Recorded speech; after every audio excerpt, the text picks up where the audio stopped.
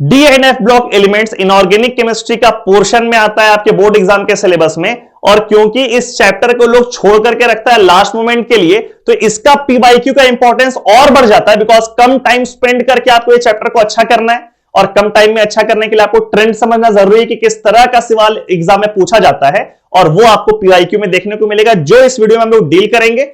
Last 3-4 साल में जो भी क्वेश्चन पूछा गया DNF ब्लॉक से, उसको इस वीडियो में हम लोग देख रहे हैं, उसमें से कुछ इंपॉर्टेंट क्वेश्चंस को निकाल करके, और आपको दिखेगा किस तरह का ट्रेंड फॉलो हो रहा है, सो दैट कि जब आप पढ़ने के लिए जाएंगे एनसीईआरटी या वन शॉट वीडियो से, तो आप स्पेशली उन सारी चीजों पे ज्यादा फोकस करेंगे। Out of the following transition elements, the maximum number of oxidation states are shown by। 4 transition metals दिया हुआ है इस एमसीक्यू में, और आपसे पूछ रहा है कि सबसे ज्यादा नंबर ऑफ ऑक्सीडेशन स्टेट, यानी कि सबसे ज्यादा रेंज किसके पास है। तो यहां पे सबका एटॉमिक नंबर, सबका नाम है स्कैंडियम, क्रोमियम, मैंगनीज, आयरन। तो जैसे जैसे नंबर ऑफ अनपेयर्ड इलेक्ट्रॉन्स बढ़ता जाता है, ऑक्सीडेशन स्टेट का रेंज बढ़ता जाता है। आप अगर उसका ट्रेंड पूरा देखोगे अगर, तो मैंगनीज तक ऑक्सीडेशन स्टेट का रेंज इंक्रीज करता है, और मैंगनीज के बाद फिर वो डिक्रीज करने लग जाता है। जैसे मैंगनीज है तो ये 0 से लेकर के +7 वाले रेंज तक एग्जिस्ट करता है। जैसे अगर मैंगनीज मेटालिक फॉर्म में है तो उसका ऑक्सीडेशन स्टेट 0 है।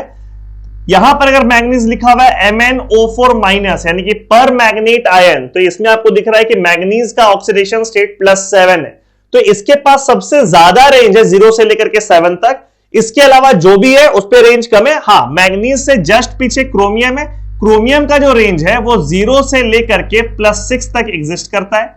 +6 वाले केस में you have chromate ion CrO4 2-, और 0 वाले केस में क्रोमियम है। स्कैंडियम का रेंज कम है। आयरन वाले केस में तो खैर हम लोग को पता है कि उसका रेंज बहुत ज्यादा नहीं किसी भी कंपाउंड में, वो ज्यादातर फेरस और फेरिक के बीच में ही ट्रांजिशन करता रहता है, यानी कि Fe2+ Fe3+ में। तो इस क्वेश्चन का करेक्ट ऑप्शन है मैंगनीज। ध्यान रखना, ट्रांजिशन मेटल में मैंगनीज तक ऑक्सीडेशन स्टेट का रेंज बढ़ता है और उसके बाद वो डिक्रीज करने लग जाता है। ये फिर से एक एमसीक्यू जिसमें 2 स्टेटमेंट दिया हुआ है, और आपको 4 ऑप्शन है। पहला ऑप्शन में है कि दोनों सही है, दूसरा में है कि पहला सही दूसरा गलत, फिर है पहला गलत दूसरा सही, और चौथा ऑप्शन है कि दोनों गलत है। तो दोनों स्टेटमेंट देखते हैं हम लोग। पहला statement, transition metal have high melting point, बिल्कुल सही स्टेटमेंट है कि ट्रांजिशन मेटल्स का मेल्टिंग पॉइंट बहुत हाई होता है। इनफैक्ट जनरली मेटल्स का मेल्टिंग पॉइंट हाई होता ही है, ठीक है, except some of the metals, but उसके पीछे कारण कुछ और है, उसको इस क्वेश्चन में हम नहीं डील कर रहे। ट्रांजिशन मेटल्स जो होता है उसका मेल्टिंग पॉइंट हाई होता है। ट्रांजिशन मेटल्स, स्टेटमेंट 2 है, transition metals have completely filled d orbitals, बिल्कुल गलत बात है बाबू। अगर d ऑर्बिटल पूरा भरा हुआ रहेगा तो उसको हम लोग ट्रांजिशन मेटल्स बोलेंगे ही नहीं। ट्रांजिशन मेटल्स का डिफिनेशन ही होता है that has incomplete D subshell, यानी कि डी सबशेल पूरा पूरा उसका भरा हुआ नहीं हो, उसी को बोलते हैं हम लोग transition metals. In fact high melting point का कारण भी वही होता है कि high melting point transition metals का क्यों होता है, because it contains vacant d orbitals, all the d orbitals are not fully filled, this is the reason why they have high melting point। तो बेसिकली सेकंड वाला statement गलत है और पहला वाला सही है, तो इसका सही आंसर हो जाएगा option B. Statement 1 is correct but statement 2 is incorrect. Why is Cu2+ ion colored while Zn2+ ion is colorless in aqueous solution? देखो समझो इसको, जब भी आपको इस तरह का सवाल पूछेगा कलर्ड और कलरलेस वाले केस में, तो एक बात ध्यान रखना, जिस केस में नंबर ऑफ जिस केस में सारा इलेक्ट्रॉन्स पेयर्ड होगा वो कलरलेस होगा, और जिसमें अगर एक भी अनपेयर्ड इलेक्ट्रॉन होगा तो वहां पे कलर शो करेगा। वो ऐसा इसलिए होता है बिकॉज जो अनपेयर्ड इलेक्ट्रॉन होता है ना, वो लाइट के एनर्जी से एक्साइट और डी एक्साइट होता है, ठीक है। तो लाइट जब उस पर पड़ा और वो एक्साइट हुआ, तो वो इलेक्ट्रॉन क्या किया, लाइट में से कोई एक कलर को एब्जॉर्व करके ऊपर चला गया, मतलब कि हायर एनर्जी लेवल पे। तो जो कलर अब वहां से निकल रहा है उसमें वो वाला कलर जो ये इलेक्ट्रॉन एब्जॉर्ब किया है वो तो एब्सेंट है ना। तो वहां पर व्हाइट लाइट उस पर आया था, वो उसमें से एक कलर को एब्जॉर्व कर लिया, तो जो अब कलर निकलेगा वहां से वो व्हाइट नहीं रहेगा, वहां पे एक रंग दिखाई देगा, that will be the complementary of the colour absorb, ठीक है। तो ये बात समझना है कि अनपेयर्ड इलेक्ट्रॉन अगर किसी में है तो वो कलर्ड होगा, अगर सारा इलेक्ट्रॉन्स पेयर्ड है तो कलरलेस होगा। Cu2+ का अगर आप कॉन्फ़िगरेशन बताओगे, इलेक्ट्रॉनिक कॉन्फ़िगरेशन, ध्यान दो, Cu2+ का इलेक्ट्रॉनिक कॉन्फ़िगरेशन, कॉपर का पहले लिखते हैं इलेक्ट्रॉनिक कॉन्फ़िगरेशन क्या होता है। सी कॉपर का एटॉमिक नंबर है 29, इसका कॉन्फ़िगरेशन होता है outer most configuration 4s1 3d10, ये आउटर मोस्ट कॉन्फ़िगरेशन है। तो अगर Cu2+ का हम बात करें तो 2 इलेक्ट्रॉन मेरे को निकालना है, एक इलेक्ट्रॉन यहां से निकालेंगे और एक यहां से निकालेंगे, तो 3d9 इसका कॉन्फ़िगरेशन हो गया। अब 3d9 का अगर आप ऑर्बिटल डायग्राम यहां पर फॉर्म करते हैं तो ऑर्बिटल डायग्राम कुछ इस तरीके से बन करके आएगा, and you can see that there is an unpaired electron and this is the reason why Cu2+ ion is coloured. जबकि जिंक का बात करो, जिंक का electronic configuration outermost is 4s2, इसका 30 होता है एटॉमिक नंबर, 4s2 3d10। जब इसमें से आप 2 इलेक्ट्रॉन को निकालोगे Zn2+ बनाने के लिए तो ये दोनों इलेक्ट्रॉन 4s से निकल जाएगा और ये बनेगा 3d10। 3d10 का मतलब all the electrons are paired. इसका भी आप ऑर्बिटल डायग्राम प्रॉपर्ली एग्जाम में बना सकते हैं कि इसमें सारा का सारा इलेक्ट्रॉन्स पेयर्ड हो जाएगा 3d10, and because all the electrons are paired then Zn2+ ion is colorless in aqueous solution। तो इसका रीजन क्या होगा, ये आप प्रॉपर्ली फोटो बना दोगे और लिखोगे as in Cu2+ there is an unpaired electron so it is colored, but in case of Zn2+ as all the electrons are paired so it is colorless। और ये आप बाकी सारे केसेस में, बाकी क्वेश्चन में भी ये फंडा को अप्लाई कर सकते हो। जब भी कलर्ड और कलरलेस वाला क्वेश्चन आएगा आप सिर्फ क्या चीज देखोगे, अनपेयर्ड इलेक्ट्रॉन है कि नहीं, अगर है तो कलर्ड, अगर कोई भी इलेक्ट्रॉन अनपेयर्ड नहीं, सारा इलेक्ट्रॉन्स पेयर्ड है, then that is colourless. Account for the following, फिर से यहां पे देखो कलर का क्वेश्चन आ गया है कि कॉपर 1 कंपाउंड यानी कि Cu1, हम इलेक्ट्रॉनिक कॉन्फ़िगरेशन फिर से लिखते हैं, कॉपर 29, प्रॉपर कॉन्फ़िगरेशन अगर लिखे हम लोग तो यहां पे लिखेंगे आर्गन 18 4s1 3d10, ये ऐसा कॉन्फ़िगरेशन है।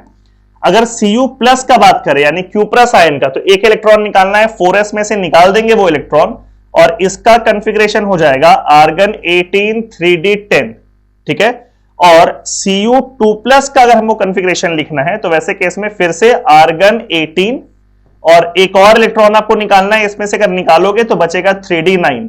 अब मेरे को दिख रहा है कि Cu+ में कोई भी अनपेयर्ड इलेक्ट्रॉन नहीं है, सारा इलेक्ट्रॉन्स पेयर्ड है, 3d10 सारा d ऑर्बिटल डब्ल्यू फील्ड है। और Cu2+ की अगर बात करो 3d9 है, मतलब कि एक अनपेयर्ड इलेक्ट्रॉन उसमें प्रेजेंट है। यही कारण है कि कॉपर 1, इसी को हम लोग कहते हैं, ऐसे लिख देते हैं कॉपर 1 Cu+1 को, और कॉपर 2 का मतलब Cu ऐसे रोमन न्यूमरल्स में 2 लिख दिए। तो कॉपर 1 कंपाउंड्स आर व्हाइट, मतलब कि कलरलेस है, और कॉपर 2 कंपाउंड्स आर कलर्ड। इसका रीजन क्या हो रहा है, because in Cu+1 all the electrons are paired, there is no unpaired electron, but in case of Cu2+ there is an unpaired electron that makes it colored, ठीक है। Calculate the spin only moment of CO2+, cobalt है, CO2+, atomic number दे दिया, by writing the electronic configuration of cobalt and CO2+। सी सबसे पहले तो spin only moment, पूरा नाम होता है magnetic moment. Spin only magnetic moment का जो फॉर्मूला होता है, दिस फॉर्मूला है कि √n into n+2, ठीक है। और यूनिट होता है इसका बोर मैग्नेटॉन, जहां पे n जो है this is number of unpaired electron, n is number of unpaired electron, ठीक है।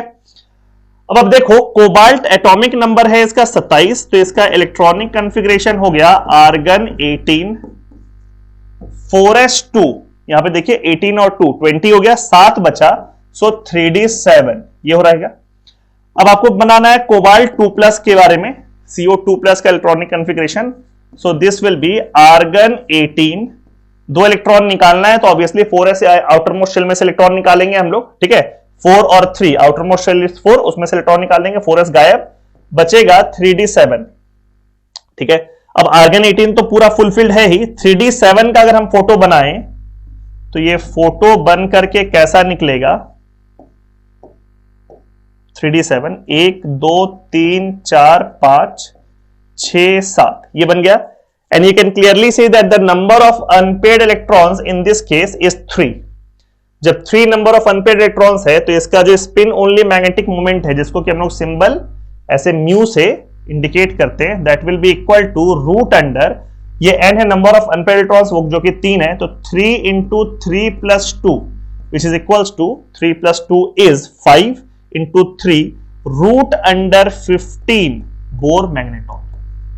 रूट अंडर 15 बोर मैग्नेटॉन, इसका मैग्नेटिक मोमेंट हो जाएगा। इस तरीके से आप एग्जाम में लिखेंगे प्रॉपरली इलेक्ट्रॉनिक कन्फिगरेशन के साथ, यू गेट फुल मार्क्स। ठीक है। Use the data to answer the following and also justify giving reasons. यहां पर क्या है ना, कुछ कुछ electrode potential, standard electron potential E not का वैल्यूज लिखा हुआ है। ठीक है। पहले आप लोग को हम एक फैक्ट बता देते हैं, जिस प्रोसेस के लिए ई नॉट का वैल्यू जितना ज्यादा पॉजिटिव होता है उतना वो प्रोसेस स्पॉन्टेनियस मतलब कि होना चाहता है, और जितना नेगेटिव होगा मतलब उतना वो नहीं होना चाहेगा। कहने का मतलब है, जैसे पहला डेटा देखो, ई नॉट M2 प्लस M, यानी कि 2 प्लस से M में रिड्यूस करने का टेंडेंसी सबसे नेगेटिव, चारों नेगेटिव है, सबसे नेगेटिव मैग्नीज का है। मतलब कि मैग्नीज 2 प्लस से मैग्नीज रिड्यूस नहीं होना चाहेगा, ये डेटा ये कह रहा है। ठीक है। याद देखिए M3 प्लस से M2 प्लस का कन्वर्जन, उसमें मेरे को दिख रहा है कि सबसे ज्यादा पॉजिटिव वैल्यू कोबाल्ट का है 1.97, यानी कि सबसे ज्यादा टेंडेंसी कोबाल्ट 3 प्लस का है कोबाल्ट 2 प्लस में कन्वर्ट करने का। तो जिसका ई नॉट सबसे ज्यादा पॉजिटिव है वो प्रोसेस होने का टेंडेंसी ज्यादा होगा, जिसका जितना नेगेटिव है वो प्रोसेस होने का टेंडेंसी उतना कम होगा। पहला स्टेटमेंट है which is a stronger reducing agent. Now reducing agent का मतलब खुद ऑक्सीडाइज करना है, उसको खुद को ऑक्सीडाइज करना है, तभी रिड्यूसिंग एजेंट हुआ। Cr2 प्लस और Fe2 प्लस NY। सी अगर खुद को रिड्यूसिंग एजेंट की तरह काम करना मतलब खुद को ऑक्सीडाइज करना है, मतलब कि क्रोमियम को कन्वर्ट करना है किसमें, Cr3 प्लस में कन्वर्ट करना है, और मैग्नीज को आयरन और Fe2 प्लस को भी ऑक्सीडाइज करना है Fe3 प्लस में। ध्यान रखना रिड्यूसिंग एजेंट है मतलब खुद को ऑक्सीडाइज करना है आपको। अब क्रोमियम 2 प्लस से क्रोमियम 3 प्लस, यहां पे आपको ई नॉट दिया हुआ है 3 प्लस से 2 प्लस। ध्यान देना यहां ई नॉट है 3 प्लस से 2 प्लस, और आपको निकालना क्या है 2 प्लस से 3 प्लस। सो बेसिकली जो भी आपको वैल्यूज दिख रहा है उसमें आप -1 से मल्टीप्लाई करोगे तब जाकर के इसका ई नॉट मिलेगा, because these are E not for reduction M3 plus से M2 plus and you are looking for oxidation 2 plus से 3 प्लस। तो अब इसका ई नॉट का वैल्यू क्या हो जाएगा, देखिए Cr3 प्लस से 2 प्लस का -0.41 है, यहां 2 प्लस से 3 प्लस है तो इसका हो जाएगा प्लस 0.41 वोल्ट्स। ठीक है। सिमिलरली ये दूसरा वाला आयरन में जब ये रिडक्शन का 0.77 है तो यहां पे ऑक्सीडेशन के लिए ई नॉट का वैल्यू हो जाएगा -0.77 वोल्ट्स। तो ये डेटा मिल गया। अब एक नेगेटिव एक पॉजिटिव, कौन सा होने का टेंडेंसी ज्यादा, जो पॉजिटिव है। तो which is stronger reducing agent, तो आप बोलोगे Cr2 plus is stronger reducing agent in aqueous medium। Reason आप लोगों को क्लियरली यहां पर दिख रहा है कि क्या कारण है जिसके वजह से क्रोमियम बेहतर रिड्यूसिंग एजेंट है, क्योंकि उसका ई नॉट का वैल्यू ज्यादा है। ठीक है, ये हो गया। अब सेकेंड है which is the most stable ion +2 oxidation state. अब ध्यान दो +2 में सबसे ज्यादा स्टेबल कौन है, देखो ये ई नॉट को देखो, +2 से प्लस में +2 से 0 में कन्वर्जन का ई नॉट है ये। तो जो +2 में ज्यादा स्टेबल होगा वो क्यों 0 में कन्वर्ट करेगा, वो नहीं करना चाहेगा, वो वहीं पर रहना चाहेगा। तो आपको वो चेक करना है कि भाई इसमें इसका ई नॉट किसका सबसे ज्यादा नेगेटिव है। जिसका सबसे ज्यादा नेगेटिव होगा उसका M2 प्लस सबसे ज्यादा स्टेबल होगा, मतलब कि वो M में कन्वर्ट नहीं करना चाहेगा। तो सबसे ज्यादा नेगेटिव मेरे को दिख गया, मैग्नीज -1.18 M2 प्लस का। कह रहा है which is the most stable ion in +2 oxidation state, तो आप बोलोगे Mn, manganese 2 plus is most stable. Data आपको बता रहा है। और वाई क्यों ऐसा है, क्योंकि बाबू मैग्नीज 2 प्लस का जो कॉन्फ़िगरेशन होता है दैट कॉन्फ़िगरेशन इज आर्गन 18 और 3d5। मैग्नीज का होता है 4s2 3d5, जब 2 प्लस करेंगे 4s2 निकल जाता है 3d5, and 3d5 is in half filled configuration. आप लोगों को दिख रहा होगा 3d5 जो है वो हाफ फिल्ड कॉन्फ़िगरेशन में जो बहुत स्टेबल होता है, एंड यही रीजन है कि Mn2 plus is very very stable, वो आसानी से Mn में कन्वर्ट नहीं करना चाहता है। फिर से ई नॉट का एक डेटा दिया हुआ है, chromium manganese iron cobalt nickel copper zinc का, कुछ नेगेटिव कुछ पॉजिटिव वैल्यूज लिखा हुआ है Mn2 प्लस से M के कन्वर्जन का, और कह रहा है कि इस ई नॉट के वैल्यूज को देख करके आप बताइए, कुछ कुछ बात इसमें लिखा हुआ है। पहला है why is E not Mn2 plus Mn value highly negative as compare to other elements, मतलब ये वाला वैल्यू इतना नेगेटिव क्यों है, जस्ट एक्सप्लेन किया हुआ है, क्योंकि Mn2+ का इलेक्ट्रॉनिक कॉन्फ़िगरेशन है argon 18 3d5 and it follows it has extra stability of half filled configuration. Half field configuration 3d5 का एक्चुअली फोटो कैसा निकल करके आता है, तो 1 2 3 4 5, ये हाफ फील्ड कॉन्फ़िगरेशन के वजह से आपका Mn2+ काफी स्टेबल होता है, और जो स्टेबल होगा उससे दूसरे फॉर्म में कन्वर्ट करना इजी नहीं होगा, इसलिए इसका सबसे ज्यादा नेगेटिव है। ये इसका रीजन हो गया। सेकेंड पार्ट है what is the reason for the irregularity in the above E naught value. Irregularity क्यों है ई नॉट वैल्यूज में? सी, ये जितना भी ई नॉट वैल्यूज ना सबका सब एक्सपेरिमेंटल वैल्यूज है, क्योंकि ए नॉट किसी एक चीज पर डिपेंड नहीं करता है, मल्टीपल फैक्टर्स पर डिपेंड करता है। जैसे कोई भी एक एलिमेंट को यहां पर लेते हैं हम लोग, let's see if we are talking about, let's see manganese solid converted to Mn2+ aqueous, इसका हम बात करते हैं। ठीक है, ऑक्सीडेशन के समय जब वो आया तो सॉलिड फॉर्म में था 0 में, और 2+ में एक्वस फॉर्म में गया।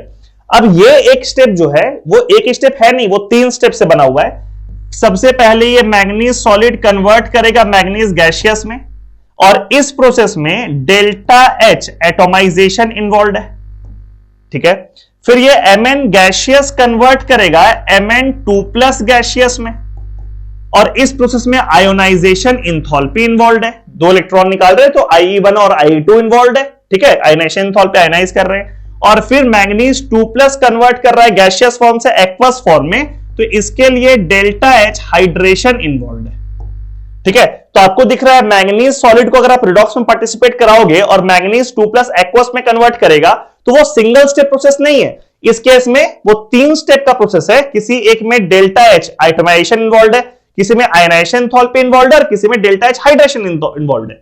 अब ऐसा हो सकता है कि इन सारे मेटल्स में कोई एक मेटल का ये वाला फैक्टर डोमिनेटिंग हो, किसी का ये फैक्टर डोमिनेटिंग हो, किसी का ये फैक्टर डोमिनेटिंग हो। सी, अगर कोई एक फैक्टर पे डिपेंडेंट होता ना, तो या तो वो वैल्यूज इंक्रीजिंग ऑर्डर में होता या वो डिक्रीजिंग ऑर्डर में होता, लेकिन मल्टीपल फैक्टर्स में इन्वॉल्व होने की वजह से इररेगुलरिटी है उसके ट्रेंड में, ना तो वो स्ट्रिक्टली इंक्रीजिंग ऑर्डर में, ना वो स्ट्रिक्टली डिक्रीजिंग ऑर्डर में। तो इसका रीजन क्या हो जाएगा? What is the reason for the irregularity in the above E naught values? आप लिखोगे that E naught values depends on multiple factors as the oxidation half or reduction half is not a single step process. ये एक example वहां पे लिख देना। As you can see that Mn solid converted to Mn2+ aqueous involves 3 steps. So due to presence of more than one steps and more than one factors in each step, there is irregularity in the above trend. ठीक है, तीसरा part है question का, why is Cu2+ Cu value exceptionally positive? आप देखो ये सारे values में सिर्फ एक ही वैल्यू पॉजिटिव है, और वो कॉपर का वैल्यू, यानी कॉपर 2+ से कॉपर में कन्वर्ट वो करना चाहता है। कॉपर 2+ कॉपर में कन्वर्ट करना चाहता है, और बाकी कोई भी कन्वर्ट नहीं करना पा रहा है। ये भी इलेक्ट्रॉनिक कॉन्फ़िगरेशन से आप प्रॉपरली समझा सकते हैं इसको। देखिए, कॉपर का एटॉमिक नंबर है 29, तो इसका जो कॉन्फ़िगरेशन होता है वो क्या होता है? Argon 18 4s1 3d10। अगर आप लोगों को याद होगा तो ये एक्सेप्शन वाला केस आता है, ये 3d10 फुलफिल्ड की वजह से ये हो जाता है। तो कॉपर का इलेक्ट्रॉनिक कॉन्फ़िगरेशन है जिसमें कि फुलफिल्ड का एक्स्ट्रा स्टेबिलिटी है, जबकि अगर आप कॉपर 2+ का बात करो, हम यहां पर लिखते हैं, जबकि अगर आप कॉपर 2+ का बात करो, Cu2+ का, और इसमें से 2 इलेक्ट्रॉन आप निकाल दो, तो कॉन्फ़िगरेशन कैसा दिखेगा? आर्गन 18, इसमें से एक इलेक्ट्रॉन, इसमें से एक इलेक्ट्रॉन निकालेंगे तो 3d9 हो जाएगा। अब इन दोनों का स्टेबिलिटी कंपेयर करो, आपको दिख रहा है कि copper with 0 oxidation state has more stable configuration than copper 2+ वाला, because in case of 0 oxidation state it has extra stability of fulfilled electronic configuration of 3d subshell, but in case of copper 2+ there is no fulfilled configuration, which means that Cu2+ converted to Cu is favorable because वो एक कम stable form से ज्यादा stable वाले form में जा रहा है, इसीलिए कॉपर 2+ से कॉपर का जाना फेवरेबल है और उसका E0 का वैल्यू पॉजिटिव है। Complete the following equation. यहां पे ट्रांजिशन मेटल्स का दो इंपॉर्टेंट कंपाउंड है, पहले वाले में परमैग्नेट आयन है, दूसरे वाले में डाइक्रोमेट आयन है, और इसका प्रोडक्ट लिखने के लिए बोल रहा है। See permanganate ion is a very strong oxidising agent and in acidic medium, H+ acidic medium, it oxidizes the other one but itself gets reduced to Mn2+. Mn2+ reduce करेगा और बगल में इस नाइट्राइट को ऑक्सीडाइज करेगा nitrate में, तो ये कन्वर्ट कर जाएगा NO3- में। अब देखिए प्रॉपरली, यहां पे मैंगनीज का ऑक्सीडेशन स्टेट आप लोगों को दिख रहा होगा +7 है, जो कि +2 में गया है, तो ये रिडक्शन हो गया है। यहां पे नाइट्रोजन का ऑक्सीडेशन स्टेट +3 है, जो कि यहां पे +5 में गया है, तो ये ऑक्सीडेशन हो गया है। ठीक है, this is oxidation and this part is reduction. ठीक है, यहां पे एक एड ऑन इंफॉर्मेशन आप लोग को हम देते हैं कि MnO4- is a very strong oxidising agent, permanganate ion इसका नाम है, और ये जब रिडॉक्स में पार्टिसिपेट करता है तो ये रिड्यूस करेगा खुद को, बिकॉज ये ऑक्सीडाइजिंग एजेंट है, तो बगल वाले को ऑक्सीडाइज कर रहा है, खुद को रिड्यूस कर रहा है। अब ये खुद को रिड्यूस करके किस फॉर्म में जाएगा, ये मीडियम पर डिपेंड करता है। तो एसिडिक मीडियम में अगर रिडॉक्स कर रहा है तो ये रिड्यूस करके जाएगा Mn2+ में, जो कि यहां पे हम किए हैं। अगर न्यूट्रल मीडियम हुआ, न्यूट्रल मीडियम और weekly basic medium, neutral medium और वीकली बेसिक मीडियम, तो ये रिड्यूस करेगा MnO2 में। सी यहां पे मैंगनीज का ऑक्सीडेशन स्टेट +7 है, ठीक है, +2 में रिड्यूस किया, इसमें मैंगनीज का ऑक्सीडेशन स्टेट +4 है, तो +7 से +4 रिड्यूस किया। और अगर स्ट्रांगली बेसिक मीडियम है, स्ट्रांगली बेसिक मीडियम, तो ये रिड्यूस करता है MnO4 में, which is called manganate ion. यहां पे मैंगनीज का ऑक्सीडेशन स्टेट +6 होता है, +7 से +6। तो अलग अलग मीडियम में ये रिड्यूस करके किस फॉर्म में जा रहा है वो यहां पे हम बना दिए, ठीक है, और ये इसका प्रोडक्ट है। दूसरे केस में ये डाइक्रोमेट आयन है और इसमें ये हाफ रिएक्शन पूछ रहा है, मतलब कि किसी को ऑक्सीडाइज नहीं कर रहा है, कंप्लीट रिडॉक्स रिएक्शन नहीं है। हाँ, एसिडिक मीडियम लिखा हुआ है इसमें, डाइक्रोमेट एसिडिक मीडियम में भी ऑक्सीडाइजिंग एजेंट कैसा काम करता है और ये खुद को रिड्यूस करता है from +6 oxidation state to +3 oxidation state. ये आप ध्यान रखिएगा, अगर यहां भी ये नाइट्राइट लिखा हुआ रहता तो वो भी उसको नाइट्रेट में ऑक्सीडाइज कर देता, because both permanganate ion and dichromate they are strong oxidising agents. Which of the following is a diamagnetic ion? देखो डाईमैग्नेटिक किसको बोलते हैं? जिसमें सारा इलेक्ट्रॉन्स पेयर्ड होता है उसको डाईमैग्नेटिक बोलते हैं, और जिसमें एक भी इलेक्ट्रॉन अगर अनपेयर्ड है तो उसको बोलते हैं पैरामैग्नेटिक। ठीक है, जैसे let's start with option A, vanadium. अब वेनेडियम का वैसे तो आपको एटॉमिक नंबर याद भी होना चाहिए, बट दिया हुआ भी है कि वेनेडियम का एटॉमिक नंबर है 23। ठीक है, तो इसका electronic configuration will be argon 18 4s2 3d3। ये हो गया 2+ आयन के फॉर्म में है, तो वेनेडियम 2+ का अगर हम कॉन्फ़िगरेशन लिखें तो will be writing argon 18, 2 electron निकालना है, दोनों s से निकाल दिए तो 3d3। अब क्योंकि यहां पे ऑड दिख रहा है तो ऑब्वियसली सारे इलेक्ट्रॉन्स पेयर्ड नहीं हुआ, अनपेयर्ड तो होगा ही, तो ये हो गया पैरामैग्नेटिक। तो ये तो गलत ऑप्शन हो गया, ए इज इनकरेक्ट। ठीक है, नाउ सेकेंड वाले में जाते हैं, स्कैंडियम में। स्कैंडियम का एटॉमिक नंबर दिया हुआ है 21 21। ठीक है, अब 21 वाले केस में आप कॉन्फ़िगरेशन लिखोगे आर्गन 18 4s2 एंड 3d1, ये लिखोगे। अब यहां पे स्कैंडियम 3+ करने के लिए बोला है, 3+ मतलब ये तीनों इलेक्ट्रॉन को उड़ा दो और ये निकल के आएगा आर्गन 18। तो ऑब्वियसली इसमें सारे इलेक्ट्रॉन्स पेयर्ड है and this one is correct option, यानी कि डायमैग्नेटिक आयन स्कैंडियम 3+ है। बाकी दोनों को भी चेक कर लेते हैं फटाफट कि कॉपर का एटॉमिक नंबर 29 होता है, इसका configuration will be argon 18 4s1 3d10। ये एक्सेप्शन वाला केस है, फुलफिल्ड की वजह से 4s1 हो गया है। और Cu2+ का बात कर रहा है, तो 2 इलेक्ट्रॉन जब आप रिमूव करोगे तो इट विल बी आर्गन 18, एक यहां से एक यहां से, ये बच जाएगा 3d9। और 9 जब दिख रहा है ऑड तो ऑब्वियसली पैरामैग्नेटिक है, तो ये गलत ऑप्शन हो गया। और Mn3+ का बात हो रहा है, तो मैंगनीज हैज एटॉमिक नंबर 25, तो इसका कॉन्फ़िगरेशन हो जाएगा आर्गन 18 4s2 एंड 3d5। और यहां पे कहने के लिए बोल रहा है मैंगनीज 3+, मैंगनीज 3+, 3 इलेक्ट्रॉन यहां से, 2 इलेक्ट्रॉन यहां से और 1 इलेक्ट्रॉन डी से निकालेंगे, तो इसका कॉन्फ़िगरेशन हो जाएगा आर्गन 18 और 4s गायब और यहां पे 3d4। अब यहां देखो है तो इवन, ये भी इवन ये भी इवन, बट ये 3d4 जो है ये डायमैग्नेटिक नहीं है, यहां पे इलेक्ट्रॉन सारा पेयर्ड नहीं है।